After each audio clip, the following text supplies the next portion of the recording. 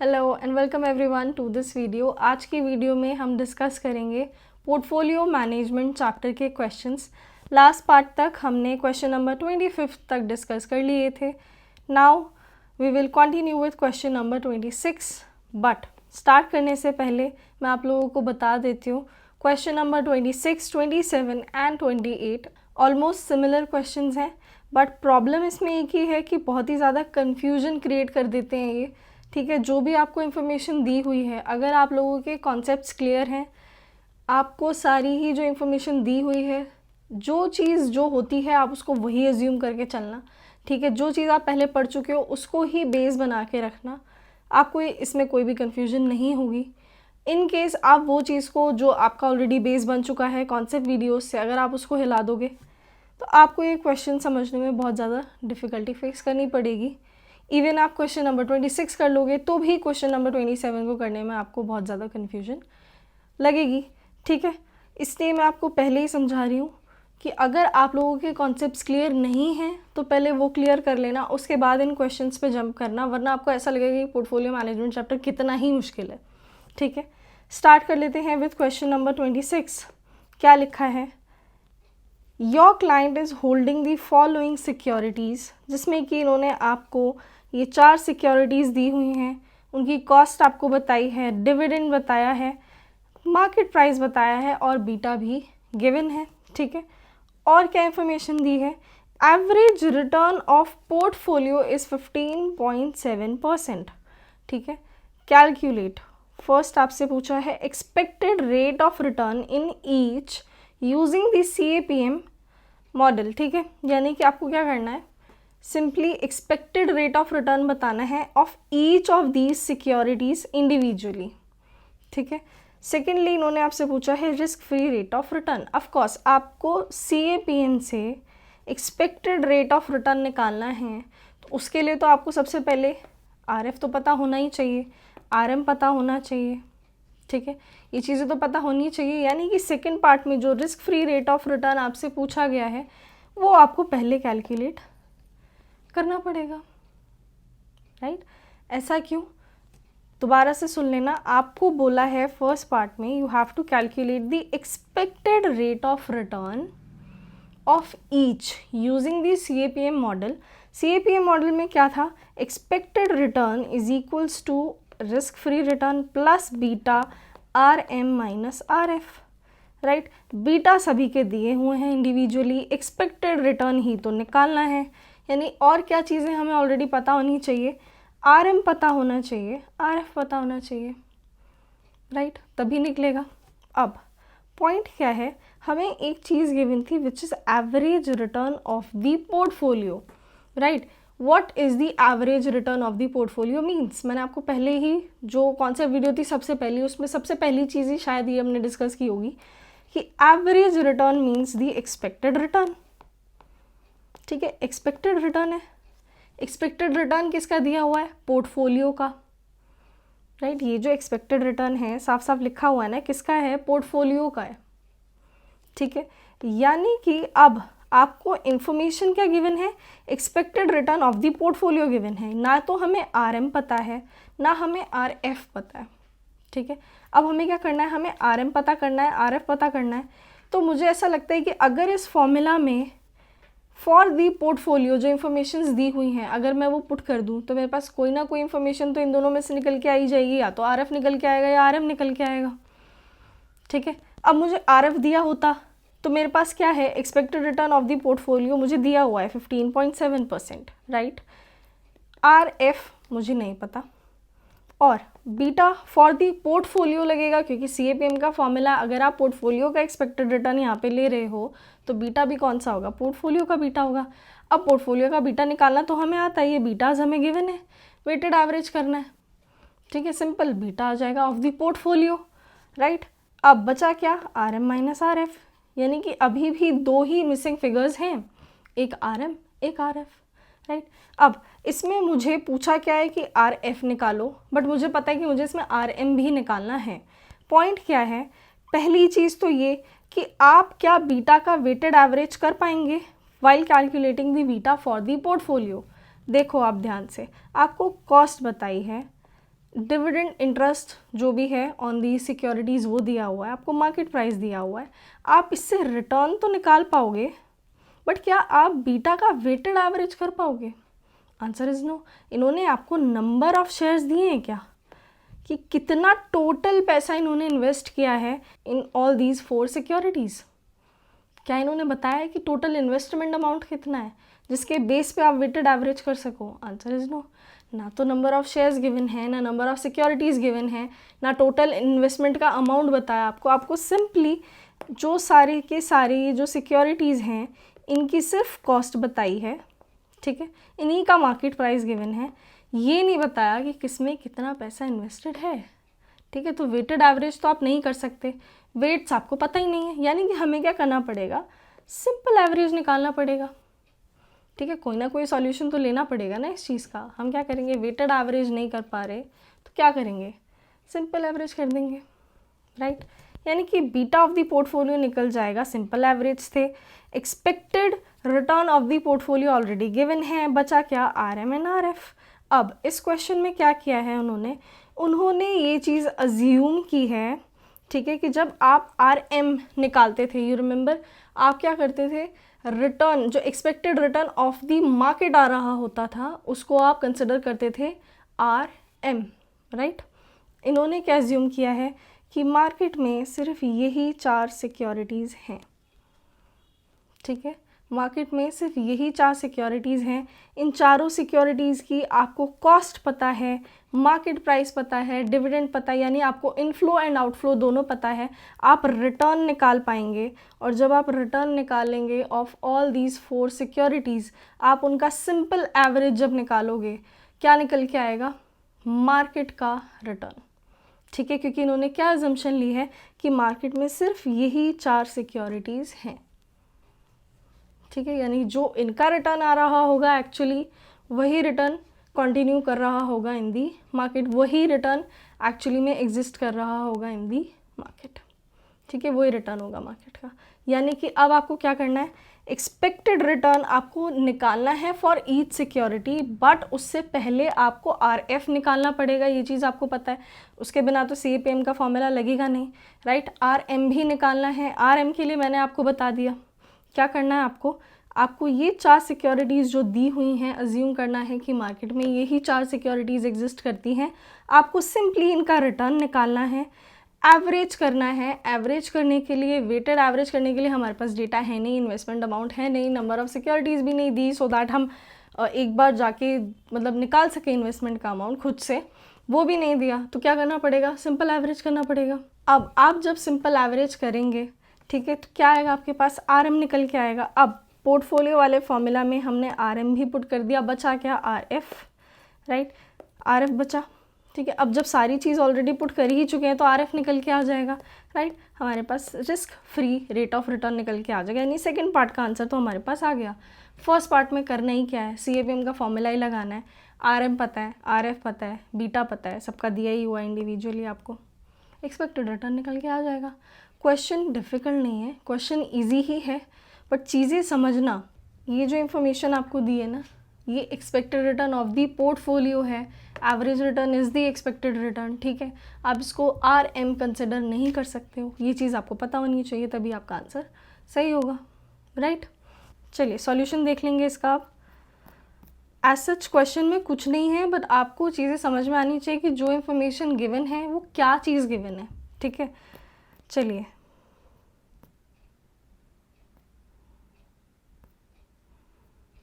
Question number 26 देखो, आपने क्या किया, रिटर्न निकाला, सिंपल एवरेज, ठीक है। या तो आप क्या कर सकते हो, सिंपल एवरेज कर सकते हो इंडिविजुअली रिटर्न निकाल के, बट आपके पास एक सिंपल वे आउट ये है कि आप टोटल एक ही बार में रिटर्न निकाल दो, ठीक है। टोटल जो इन्वेस्टमेंट अमाउंट आ रहा है, इन्होंने यहाँ पे इसको इनिशियल इन्वेस्टमेंट इसलिए लिखा है, इन्होंने क्या किया, सिंपली जो ये कॉस्ट है ना इसका टोटल किया है और इसको इनिशियल इन्वेस्टमेंट लिखा है, बट एक्चुअली में ये इनिशियल इन्वेस्टमेंट इसको नहीं बोल सकते, ठीक है। चलिए आप इसको कॉस्ट भी लिख सकते हो, ठीक है। Cost dividend capital appreciation, dividend capital appreciation is the return, return is based on what, the initial investment which is the cost, ठीक है। तो ये कॉस्ट है, आपने निकाला, आपके पास रिटर्न आया 16.7%। दिस इज़ व्हाट RM, क्योंकि हमने क्या एज्यूम किया था कि मार्केट में यही 4 सिक्योरिटीज़ एग्जिस्ट करती हैं और यही 4 सिक्योरिटीज़ पे जो एक्चुअल में रिटर्न आ रहा होगा is what the return in the market, right. चलिए, एवरेज ऑफ बीटास करते टाइम इन्होंने क्या किया है, वेटेड एवरेज नहीं किया है, इसीलिए मैं बोल रही हूँ कि आप इनिशियल इन्वेस्टमेंट इसको कंसिडर नहीं कर सकते हो, ठीक है। सिंपल एवरेज इसीलिए किया क्योंकि एज सच आपको कोई भी वेटेज के लिए आपको चीज़ें गिवन नहीं है, ठीक है, आपको इन्वेस्टमेंट अमाउंट गिवन नहीं है। अब आप देखो, एवरेज ऑफ बीटा निकल के आ गया आपके पास। सिंपली क्या किया इन्होंने, CAPM का फॉर्मूला लगाया, बट फॉर दी पोर्टफोलियो, क्योंकि आपको expected return of the portfolio भी गिवन था 15.7% RF plus beta RM minus RF किया, इनके पास RF निकल के आ गया। नाउ सिंपल है, आपके पास CAPM का फॉर्मूला लगाना है फॉर ऑल दी सिक्योरिटीज़, ठीक है। सारी इंफॉर्मेशन आप ऑलरेडी निकाल चुके हो, कुछ भी डिफ़िकल्ट था नहीं था, ठीक है। चलिए नेक्स्ट क्वेश्चन की तरफ मूव करते हैं, विच इज़ क्वेश्चन नंबर 27।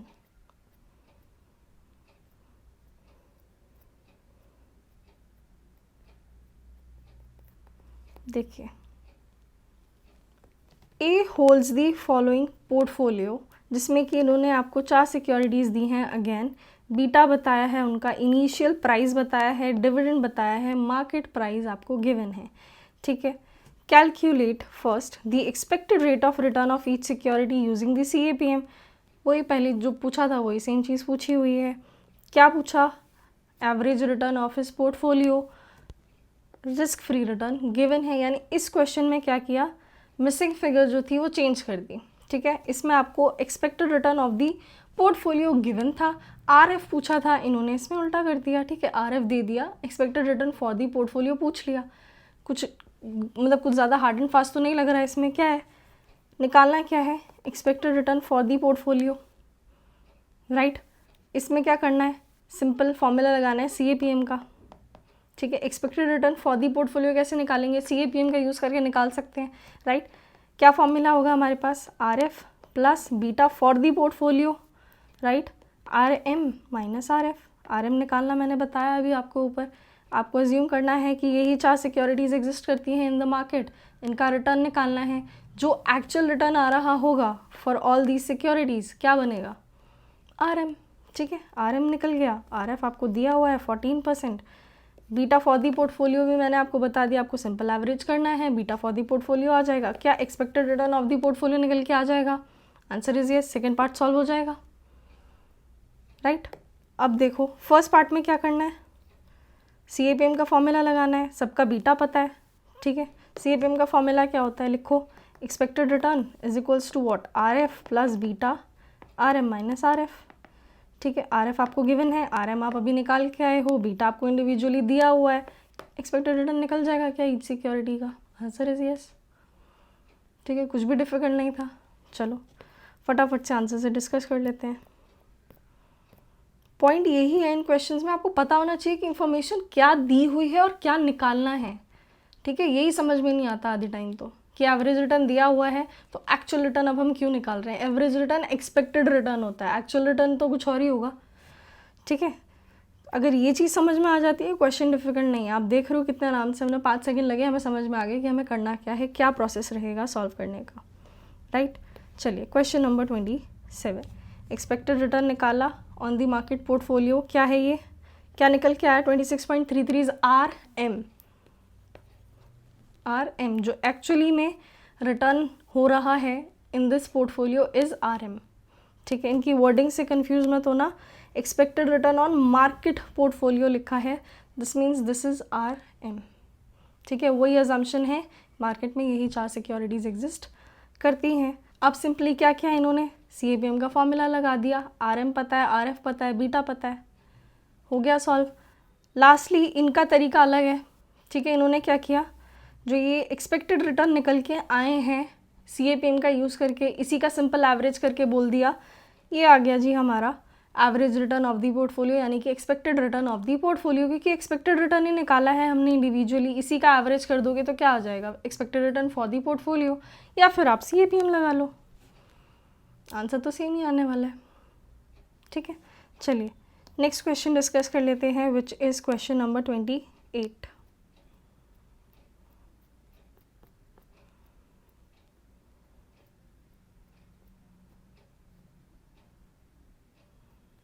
देखिए, your client is holding the following securities, जिसमें कि आपको इक्विटी शेयर्स दिए हैं एंड PSU बॉन्ड, यानी वही 4 सिक्योरिटीज़ इन्होंने दी हुई हैं, कॉस्ट दी है, डिविडेंड बताया है, मार्केट प्राइस बताया है, बीटा दिया हुआ है, राइट। रिस्क फ्री रेट आपको दिया हुआ है। आपसे पूछा क्या है, expected rate of return in each using the CAPM, simple average return of the portfolio. अब तक क्या हम वेटेड एवरेज निकाल रहे थे, निकाल पा रहे थे क्या चाह के भी weighted average? Answer is no, simple average ही निकाल पा रहे थे, ठीक है। यानी कि ये question similar to the above question ही है। आपको बस क्या करना है, जब आप ये एवरेज रिटर्न ऑफ पोर्टफोलियो निकाल रहे थे तो आप CAPM का भी यूज़ कर सकते थे, आपके पास ऑप्शन था, राइट। अब क्या है, simple average return of the portfolio बताना है, तो आप वो सिंपल एवरेज वाला ही फॉर्मूला करके आना, यानी कि expected return of the portfolio निकालना। कैसे, पहले सभी इंडिविजुअली आप क्या करना, सभी का इंडिविजुअली आपको निकालना है एक्सपेक्टेड रिटर्न। इन्होंने आपसे simple average return of the portfolio पूछा है, आपको क्या करना है, ये सारे जो एक्सपेक्टेड रिटर्न आपके पास निकल के आएंगे फर्स्ट पार्ट में, सबका सिंपल एवरेज करके आपको average return of the portfolio बता के आना है, राइट। जो अभी मैंने आपको बताया ना क्वेश्चन नंबर 27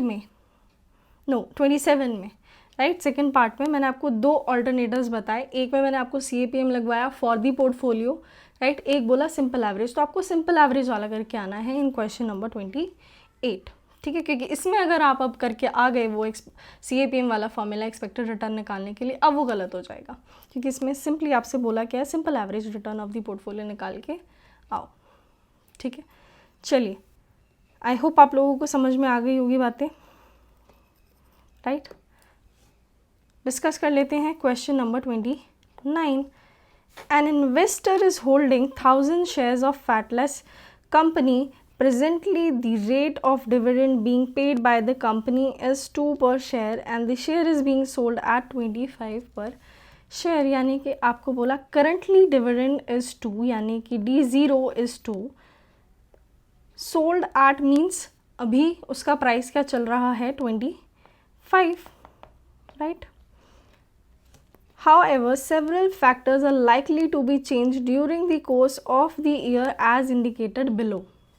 क्या बोला, existing risk free rate, market risk premium, beta value and expected growth rate आपको दिया हुआ है, और revised conditions में भी क्या क्या ये चीज़ें हो जाएंगी, मतलब रिस्क फ्री रेट कितना हो जाएगा, मार्केट रिस्क प्रीमियम कितना हो जाएगा, बीटा की वैल्यू क्या हो जाएगी, ग्रोथ रेट क्या हो जाएगी, रिवाइज्ड, वो भी आपको गिवन है। यानी आपको ये जो इन्फॉर्मेशन है ये आपको गिवन है for the existing condition as well as the revised condition. In view of the above factors whether the investor should buy, hold और sell the shares and why. यानी कि क्वेश्चन में क्या बोला है आपको बोला है कि अभी डिविडेंड चल रहा है ऑफ ₹2, प्राइस है शेयर का 25, ठीक है, बट एग्जिस्टिंग कंडीशन जो है उसमें रिस्क फ्री रेट आपको गिवन है, मार्केट रिस्क प्रीमियम गिवन है, बीटा वैल्यू गिवन है, एक्सपेक्टेड ग्रोथ रेट गिवन है, ठीक है, और एक रिवाइज्ड कंडीशन में भी उन्होंने सारी चीज़ें बताई हैं।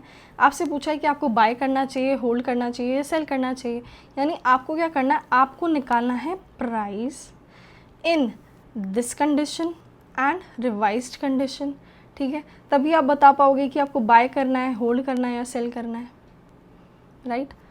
कैसे लोगे डिसीजन कि बाय करना है, होल्ड करना है, सेल करना है, ओवर प्राइज्ड है, अंडर प्राइज्ड है, करेक्टली प्राइज्ड है, इसी बेस पे तो डिसीजन लोगे, ठीक है। यानी प्राइस निकालना है।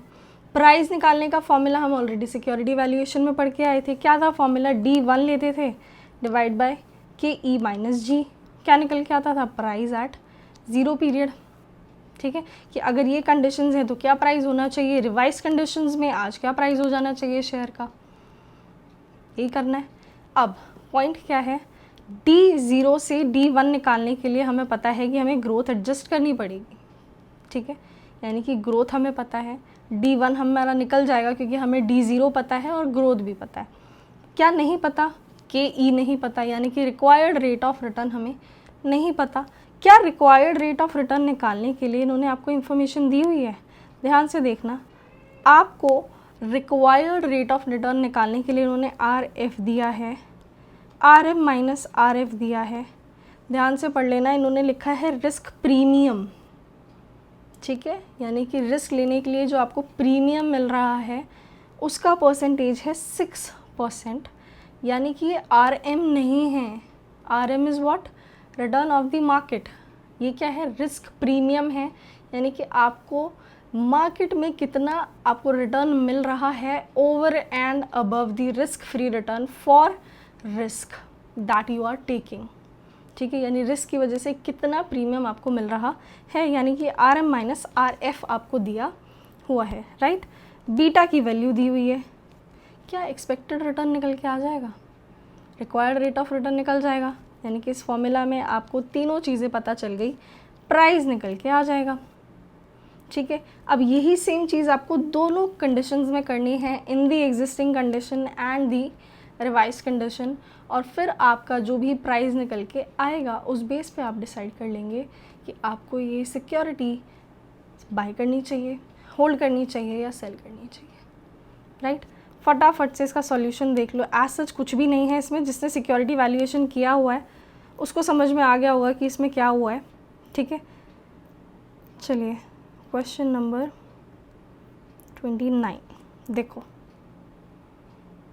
क्या क्या इन्होंने रिक्वायर्ड रेट ऑफ रिटर्न निकाला CAPM की हेल्प से, 20.4 निकल के आया।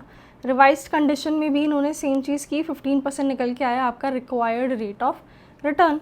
अब प्राइस ओरिजिनल निकाला, ओरिजिनल मतलब एग्जिस्टिंग कंडीशन में क्या प्राइस होना चाहिए, इन्होंने KE यूज़ किया 20.4। ठीक है, ग्रोथ रेट आपको दिया हुआ था 5% का, D0 दिया था 2, ग्रोथ रेट दिया था 5, यानी कि D1 पे पहुंच जाएंगे। ठीक है, इन्होंने बोला कि एग्जिस्टिंग कंडीशन में प्राइस होना चाहिए था 13.63। ठीक है, एक्चुअली में आपको दिया हुआ है कि मार्केट में प्राइस चल रहा है ₹25। ठीक है, इस कंडीशन में आपको क्या करना चाहिए, सेल करना चाहिए, ओवर प्राइस्ड है, साफ साफ दिख रहा है। लेकिन आप देखो, जब रिवाइज्ड कंडीशन में आप शेयर का प्राइस निकालोगे तो कायदे से प्राइस कितना होना चाहिए, 36.33, यानी कि अगर कंडीशंस रिवाइज हो जाती हैं तो शेयर का प्राइस बढ़ के कितना हो जाएगा, 36.33। आज कितना है, 25। ठीक है ना, क्या लिखा है इन्होंने, एग्जिस्टिंग मार्केट प्राइस है 25, अगर रेट ऑफ रिटर्न रहता है 20.4, यानी कि एग्जिस्टिंग कंडीशंस में आपका इक्विलिब्रियम प्राइस कितना आ रहा है, 13.63, विच मीन्स आपको क्या करना चाहिए, शेयर सेल कर देना चाहिए, because this is an over prized share. However अगर सिनेरियो चेंज हो जाता है, रिवाइज्ड कंडीशंस मार्केट में एग्जिस्ट करती हैं, तो क्या हो जाएगा, आपका डिविडेंड जो ग्रोथ रेट है वो आ जाएगा 9% पे, रिटर्न जो है वो डिक्रीज़ हो जाएगा, क्योंकि आप देखो आप ऑलरेडी उनको रिटर्न ज़्यादा दे रहे हो, उनका क्या है, एक्सपेक्टेड रिटर्न डिक्रीज़ होकर आ गया 15% पे। नाउ पॉसिबल प्राइस जो है वो हो जाएगा शेयर का 36.33। देयरफॉर अगर आप चाहते हो ये प्राइस एप्रिसिएशन आए आपके शेयर में, तो आपको वो शेयर होल्ड करना चाहिए ऑफ कोर्स। ठीक है, क्योंकि अगर रिवाइज कंडीशंस आ गई मार्केट में तो आपके शेयर का प्राइस तो बढ़ने वाला है। ठीक है, अब आप उस प्राइस एप्रिसिएशन का फ़ायदा लेना चाहते हो तो आपको होल्ड करना चाहिए। ठीक है ना, अगर एग्जिस्टिंग कंडीशंस कंटिन्यू करती हैं तो आपका एक्चुअली में शेयर का प्राइस 13.63 होना चाहिए, बट मार्केट में प्राइस कितना है, 25 का। ठीक है, यानी ओवर प्राइस्ड है, तब तो सेल करना था। बट अगर आप चाहते हो कि ये कंडीशंस इंप्रूव हो, रिवाइज कंडीशन आ जाए मार्केट में, आ गई इन केस, ठीक है, तो हमारा जो शेयर का प्राइस है वो अप्रिशिएट हो जाएगा। अगर आप ये अप्रिसिएशन का फ़ायदा लेना चाहते हो, होल्ड करो शेयर को। ठीक है, यही सलाह दोगे आप, राइट। चलिए नेक्स्ट क्वेश्चन देख लेते हैं, question number 30।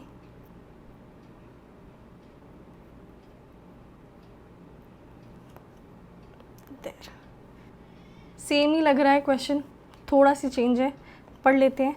N investor is holding 5000 shares of current year, dividend is ₹3 per share, market price आपको दिया है 40 each. The investor is concerned about several factors which are likely to change during the next financial year as indicated below। यानी कि आपको पहले वाले questions में revised condition दी हुई थी, इस क्वेश्चन में आपको करंट ईयर का डेटा दिया है, इन नेक्स्ट फाइनेंशियल ईयर का डेटा दिया हुआ है, जिसमें कि उन्होंने आपको डिविडेंड बताया है for both of these years, और आपको जो पहले इन्फॉर्मेशन गिवन थी लास्ट क्वेश्चन में वही इन्फॉर्मेशन आपको यहाँ पे भी गिवन है। आपको बताना है कि इन्वेस्टर को बाय करना चाहिए, होल्ड करना चाहिए या सेल करना चाहिए। यानी कि डिसीजन तो अभी भी प्राइस के बेस पे ही होगा, राइट। अब प्राइस निकालोगे कैसे, ये जो डेटा आपको दिया हुआ है कौन सा रिस्क फ्री रेट है, RM माइनस RF है, बीटा है, इसकी हेल्प से रिक्वायर्ड रेट ऑफ रिटर्न निकल जाएगा।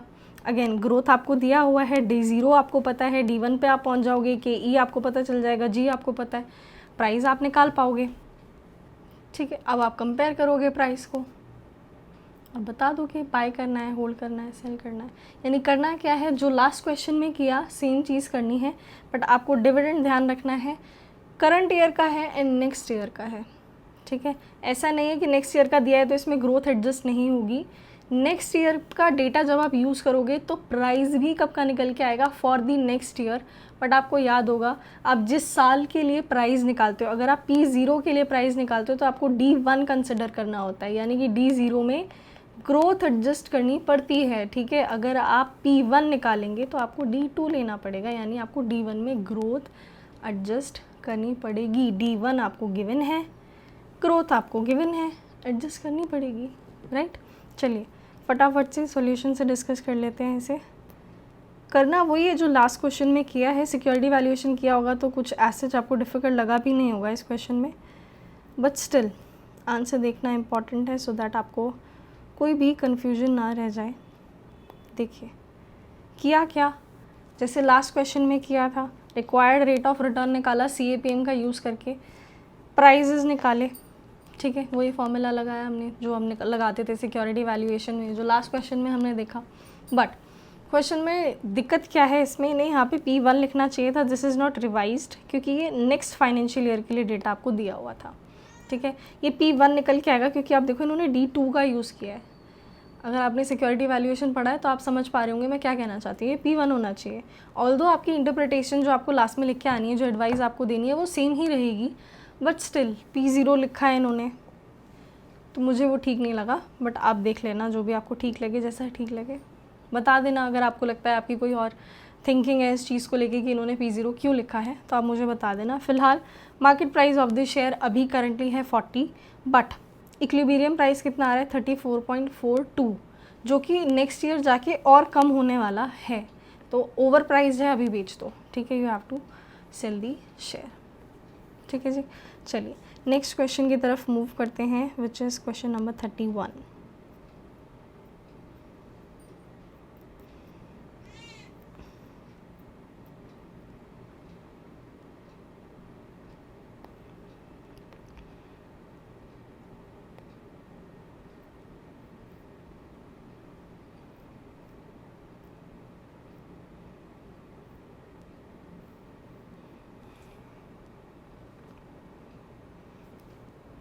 Question number 31. An investor has two portfolios known to be on minimum variance set for a population of 3 securities A, B and C having below mentioned weights. यानी कि आपको क्या दिए हुए हैं, एक पोर्टफोलियो X दिया है एंड पोर्टफोलियो Y दिया है। इसमें जो इन्होंने वेटेज रखी है of A security, B security and C security, वो कुछ इस तरीके से रखी हुई है ताकि जो वेरायंस आएगा फॉर दी पोर्टफोलियो वो होगा मिनिमम वेरायंस पोर्टफोलियो। ठीक है, इतनी इन्फॉर्मेशन इन्होंने अभी हमें बताई है। It is suppose that there are no restrictions on the short sales, यानी आप जब चाहो आप शॉर्ट सेल कर सकते हो। फर्स्ट आपसे पूछा है what would be the weight for each stock for a portfolio constructed by investing 5000 in portfolio X, 3000 in portfolio Y। यानी आपको क्या करना है, 5000 आपको इन्वेस्ट करने हैं इन पोर्टफोलियो X, 3000 आपको इन्वेस्ट करने हैं इन पोर्टफोलियो Y, और आपको एक्चुअली में बताना क्या है, weight for the each stock. ठीक है, यानी आपको क्या करना है, सिंपली आपको weight of A, weight of B, weight of C बताने हैं, बट फॉर दी पोर्टफोलियो जिसमें कि उन्होंने 5000 लगाए हैं इन पोर्टफोलियो X एंड 3000 लगाए हैं इन पोर्टफोलियो Y। ठीक है, यानी क्या है, 5000 अगर इन्होंने X में लगाए तो वेट तो यही रहने वाला है। ठीक है, अब आप देखो A, B एंड C में कितना इन्वेस्ट हो जाएगा, 5000 का 30% इन्वेस्ट होगा इन A and C and 40% invest होगा इन B, राइट। 5000 हो गए, 3000 का 20% इन्वेस्ट होगा, 600 इन्वेस्ट होगा इन ए, 1500 इन्वेस्ट होगा इन बी एंड 30% यानी 900 इन्वेस्ट होगा इन सी। ठीक है, अब आप देखो टोटल कितना था ये 8000। ठीक है, टोटल पोर्टफोलियो में पैसे कितने लगे 8000। इन्वेस्टमेंट आप देखो ए में कितनी हुई total 1500 plus 600 comes out to 2100। ठीक है, बी में कितनी इन्वेस्टमेंट हुई 3500, सी में कितनी इन्वेस्टमेंट हुई 2400। यानी आपको क्या करना है, सिंपली अब वेटेज निकालनी है। कैसे निकालते हैं, 2100 हैं ए में, टोटल कितने थे 8000, वेट निकल के आ जाएगा 2100 divided by 8000 comes out to 0.2625। ठीक है, इसी तरीके से बी एंड सी का भी आप वेट निकाल पाओगे।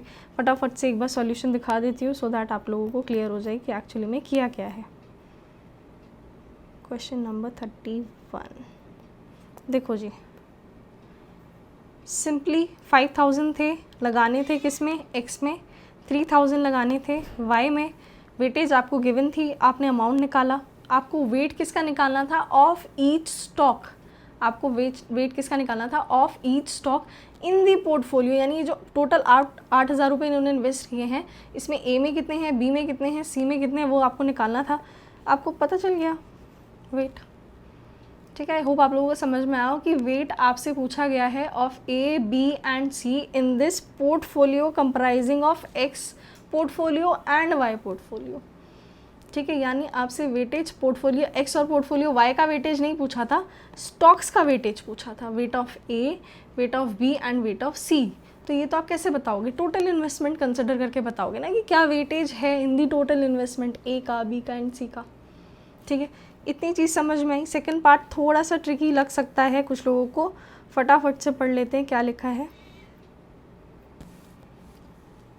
सेकंड पार्ट में देखो आपसे क्या पूछा है, suppose the investor invest ₹4000 out of 8000 in security A, how he will allocate the balance between security B and C to ensure that his portfolio is on minimum variance set. यानी क्या कर रहा है ये, 8000 में से 4000 इन्वेस्ट कर रहा है इन सिक्योरिटी ए, बट आपसे क्या पूछा है कि बी और सी में कितना कितना इन्वेस्टमेंट हमें करना पड़ेगा सो दैट जो पोर्टफोलियो है वो मिनिमम वेरिएंस पे ही रहे।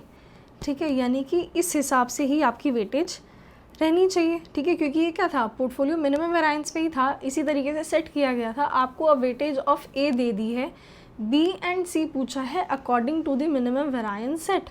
राइट, इतना तो आपको देख के समझ में आ रहा होगा क्वेश्चन को कि 8000 में से अगर 4000 सिक्योरिटी ए में लगाए जा रहे हैं, यानी 50% अमाउंट इन्वेस्ट किया जा रहा है इन ए, राइट, तो बी और सी दोनों मिला के कितना वेटेज रखते होंगे 0.50। राइट, अब हमें क्या करना है, वेट ऑफ बी निकालना है, वेट ऑफ सी निकालना है, वेट ऑफ ए हमें पता है।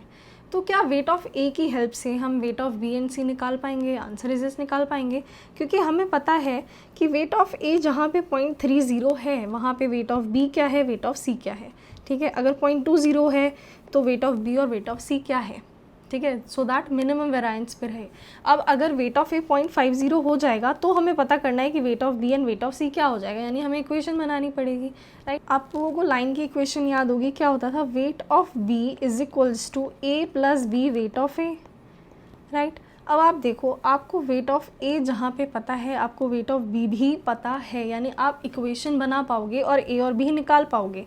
ठीक है, ए और बी आप निकाल पाओगे। कैसे निकालोगे, जब आपको वेट ऑफ ए पता है कि अगर वेट ऑफ ए 0.30 है तो वेट ऑफ बी 0.40 है। राइट, तो क्या प्रोपोर्शन रहना चाहिए दोनों का, वही तो इक्वेशन बना रहे हैं हम। ठीक है, वही इक्वेशन बना रहे हैं। कैसे बनाएंगे, वेट ऑफ बी कितना है 0.40 अगर है, वेट ऑफ बी अगर 0.40 है तो ए प्लस बी, वेट ऑफ ए कितना है 0.30 है। राइट, अगर वेट ऑफ बी कितना है 0.50 है, राइट, तो वेट ऑफ ए कितना है 0.20 है। बन गई इक्वेशंस, सॉल्व करोगे, कांस्टेंट वैल्यू एंड स्लोप पता चल जाएगा क्या, आंसर इज यस, स्लोप भी पता चल जाएगा, कांस्टेंट वैल्यू भी पता चल जाएगी। इक्वेशन अगर सॉल्व कर लेंगे तो ए भी पता चल जाएगा, बी भी पता चल जाएगा। राइट, अब करना क्या है, ए आपस में कैंसिल आउट होते नज़र आ रहे हैं, बट अगर नेगेटिव साइन होते तो कैंसिल हो जाते हैं, यानी हमें क्या करना पड़ेगा, माइनस साइन से यानी -1 से क्या करना पड़ेगा, मल्टीप्लाई करना पड़ेगा किसी भी एक इक्वेशन को। तो मैं सेकंड इक्वेशन को मल्टीप्लाई कर रही हूँ विद -1, क्या आएगा, यहीं पे चेंज कर देती हूँ, देखिए माइनस में हो जाएगा, ये भी माइनस में हो जाएगा, ये भी माइनस में हो जाएगा, राइट। ए से ए कैंसिल आउट हो गया, यहाँ पे क्या बचा 0.10 और क्या बचा यहाँ पे, आप देखो पॉजिटिव है 0.30 बी, नेगेटिव है 0.20 बी, यानी क्या बचा 0.10 बी। नाउ कैंसिल आउट हो गया, बी कितना आ गया -1, ठीक है। इक्वेशन में किसी भी इक्वेशन में पुट कर दो, क्या था 0.40 is equals to A plus B की वैल्यू कितनी आई है -1 इंटू 0.30, क्या निकल के आ जाएगा, ए निकल के आ जाएगा, निकालो कितना आएगा, ए -0.30 है, यहाँ पे क्या है 0.40 है, ए कितना आ जाएगा 0.70, ए निकल के आ गया। अब आप देखो, आपको वेट ऑफ ए पता है 0.50 है, ठीक है, ए पता चल गया, बी पता चल गया। अब ये जो लाइन की इक्वेशन थी, ये देखो एक बार थोड़ा सा क्लियर करके दिखा देती हूँ, देखो वेट ऑफ ए आपको पता है 0.50 है, जो हम न्यू पोर्टफोलियो बना रहे हैं उसमें, राइट। ए और बी हम ऑलरेडी इक्वेशन बना के निकाल चुके हैं, वेट ऑफ बी निकल जाएगा, राइट। निकालो, कैसे निकालोगे, देखो ए है 0.70, बी है -1, वेट ऑफ ए कितना है 0.50, निकल के क्या आएगा, वेट ऑफ बी कितना आएगा, यहाँ पे आप देखो 0.70 माइनस 0.50 कम्स आउट टू 0.20, यानी वेट ऑफ बी कितना हो जाएगा 0.20। वेट ऑफ सी कितना आएगा, अभी मैंने आपको ऊपर बताया था कि weight of B plus weight of C is 0.50, यानी कि वेट ऑफ सी कितना हो जाएगा 0.50 माइनस 0.20 कम्स आउट टू 0.30, ठीक है। इतना ही करना था आपको। आई होप आप लोगों को समझ में आ गया होगा क्या किया है इन्होंने। एक बार और रिपीट कर देती हूँ, हुआ क्या, आपको बोला कि आधा पैसा लगा रहे हैं इन ए, यानी कि बाकी बचा हुआ आधा पैसा कहाँ लगा रहे होंगे, इन बी एंड सी। तो एक इक्वेशन बनी हमारे पास, weight of B plus weight of C is equals to 0.50। Now secondly हमें पता है कि एक कांस्टेंट, एक स्लोप का यूज़ करके लाइन की इक्वेशन बनती है, weight of B is equals to A plus weight of A, right. हमने क्या किया, हमें जहाँ पे भी वेट ऑफ ए पता था, वेट ऑफ बी पता था, वो हमने पुट किया, ठीक है। हमें पता चला कि क्या स्लोप रहता है, क्या कांस्टेंट वैल्यू रहती है, सो दैट ये चीज़ हम डिफाइन कर सके कि पोर्टफोलियो मिनिमम वेरिएंस पे रहना चाहिए, राइट। इन्होंने ये जो दिए हुए हैं ना आपको वेट्स, ये मिनिमम वेरिएंस वाले वेट ही दिए हुए हैं। अगर वेट ऑफ ए 0.30 है तो आप बी में 0.40 पुट करो, सी में 0.30 इन्वेस्ट करो, सो दैट आपका पोर्टफोलियो मिनिमम वेरिएंस पे रहे, ठीक है। तो हमें यही निकालना है कि ये जो 0.30 पुट करा इन्होंने, तो 0.40 एंड 0.30 निकल के किस तरीके से आया, ठीक है, कि वेट ऑफ ए के हिसाब से वेट ऑफ बी एंड सी किस हिसाब से चेंज हो रहे हैं, ये पैटर्न हमने निकाला यूजिंग दिस लाइन का फॉर्मूला, ठीक है। ये पैटर्न निकाला हमने कि जो कांस्टेंट वैल्यू है वो रहती है 0.70, स्लोप रहता है -1 का, ठीक है। अब हमें पता है, ऑलरेडी पता है, हम हाफ वैल्यू इन्वेस्ट कर रहे हैं इन ए, यानी वेट ऑफ ए हमें पता है 0.50 होने वाला है, right. Weight of B and C निकालना है, यानी कि हमें जैसे क्वेश्चन में गिवन था ना कि 0.30 होने पे, लेट मी क्लियर दिस, देखो जैसे आपको क्वेश्चन में गिवन था कि 0.30 होने पे 0.40 होता है बी में इन्वेस्ट, 0.30 होता है सी में इन्वेस्ट, तो हमें पता है 0.50 इन्वेस्ट होना है इन वेट इन ए, ठीक है, यानी वेट ऑफ ए रहने वाला है 0.50। अब हमें निकालना है वेट ऑफ बी क्या होगा, वेट ऑफ सी क्या होगा, ठीक है। तो हमने पैटर्न तो निकाल लिया ना, इन दो का यूज़ करके पैटर्न क्रैक किया, यहाँ पे वो पैटर्न अप्लाई करना है, सिंपल। क्या किया हमने, वेट ऑफ बी निकाला इस पैटर्न में पुट करके, वेट ऑफ ए 0.50 पुट करके पैटर्न के हिसाब से हमने निकाला वेट ऑफ बी क्या रहना चाहिए, weight of B plus weight of C already discuss कर चुके हैं कि 0.50 है, वेट ऑफ सी निकल के आ गया। आई होप आप लोगों को समझ में आ गया होगा। थोड़ा सा भी अगर कन्फ्यूजिंग लगे तो प्लीज़ आप डिस्क्रिप्शन में जाके इंस्टाग्राम का लिंक है, जाओ टेक्स्ट करो, पूछ लेना, डाउट क्लियर हो जाएगा आपका। फ़िलहाल हम यहाँ पे आंसर मैच कर लेते हैं, देखिए ठीक है 30 and 20 आ रहा है। सिंपली क्या किया, इक्वेशन होती है of a critical line, line की इक्वेशन हम पहले भी डिस्कस कर चुके हैं, इसी चैप्टर में डिस्कस किया था। पैटर्न क्रैक किया, पता चला पुट की वैल्यूज़ आ गया। एलोकेशन कितना होना चाहिए, 20% of 8000 in B and 30% of 8000 in C. ठीक, कुछ भी इतना हार्ड नहीं था इसमें, अगर आप ध्यान से देखोगे आपको चीज़ें समझ में आ गई होंगी। ठीक है, चलिए नेक्स्ट क्वेश्चन से हम नेक्स्ट वीडियो में डिस्कस कर लेंगे। ठीक है, आज के लिए इतना ही। आई होप थोड़े से कंफ्यूजिंग क्वेश्चंस हुए इस पार्ट में, राइट। क्वेश्चन नंबर 26, 27 एंड 28 थोड़े थे कंफ्यूजिंग। अगर आपको समझ में नहीं आया कि उसमें क्या इन्फॉर्मेशन दी हुई है तो मे बी थोड़ा सा डिफ़िकल्ट आपको लग सकता है वो क्वेश्चन को सॉल्व करना। अदरवाइज़ अगर आपको समझ में आ गया कि इन्फॉर्मेशन क्या दी है और वेटेड एवरेज क्यों नहीं कर सकते हैं, क्या इन्फॉर्मेशन एक्चुअली में मिसिंग है, सिंपल एवरेज ही क्यों हो रहा है, ये सारी चीज़ें पता चल गई होंगी अगर क्वेश्चन में आपको कुछ भी डिफ़िकल्ट नहीं लगा होगा।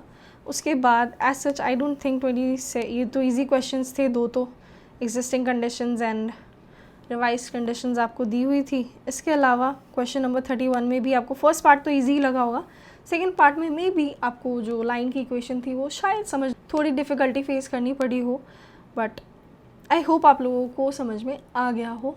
ठीक है, नहीं आया, थोड़ी सी भी कन्फ्यूजन लग रही है कि ये क्यों इक्वेशन बनी है, किस पैटर्न की बात हो रही है, क्यों निकालना है वो पैटर्न, कुछ भी कन्फ्यूजन है, मैंने आपको दिया सॉल्यूशन। आप डिस्क्रिप्शन में जाओ, इंस्टाग्राम का लिंक है, क्लिक करो, टेक्स्ट करो, I will clear your doubt. अब फ़िलहाल आज के लिए हमारा डिस्कशन इतना ही। अगर आप लोगों को क्वेश्चन समझ में आ रहे हों, आप लोग वीडियोस देखते हो तो प्लीज़ चैनल को सब्सक्राइब कर लेना। ठीक है, और कोई भी आपका फीडबैक है, सजेशन है, प्लीज़ कमेंट सेक्शन में मुझे ज़रूर बताना। नेक्स्ट क्वेश्चन से डिस्कस करेंगे इन द नेक्स्ट पार्ट। तब तक के लिए गुड बाय, टेक केयर।